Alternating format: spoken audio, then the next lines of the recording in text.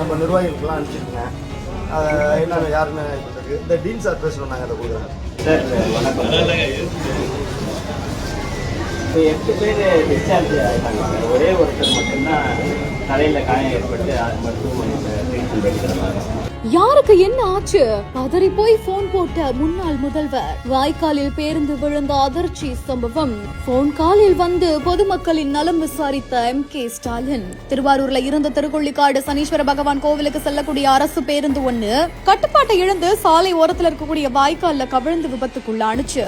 இதுல 10க்கும் மேற்பட்டோர் காயமடைந்து ஆம்புலன்ஸ் மூலமா திருவாரூர் அரசு மருத்துவக் கல்லூரி மருத்துவமனைக்கு அனுப்பி வைக்கப்பட்டு சிகிச்சை பெற்றுட்டு வராங்க. இந்த நிலையில தான் சிகிச்சை பெற்றுட்டு வரக்கூடிய மக்களோட உடல்நிலை குறித்து முன்னாள் முதல்வர் MK ஸ்டாலின் தொலைபேசி மூலமா தொடர்பு கொண்டு மருத்துவக் கல்லூரி முதல்வர் கிட்ட கேட்டு தெரிஞ்சிருக்காரு. மேலும் காயம்பட்டவர்களுக்கு தேவையான உதவிகளை செய்யுங்க அப்படின்னு திருவாரூர் சட்டமன்ற உறுப்பினர் கலைவாணன் கிட்ட முன்னாள் முதல்வர் தொலைபேசி மூலமா தெரிவிச்சிருக்காரு.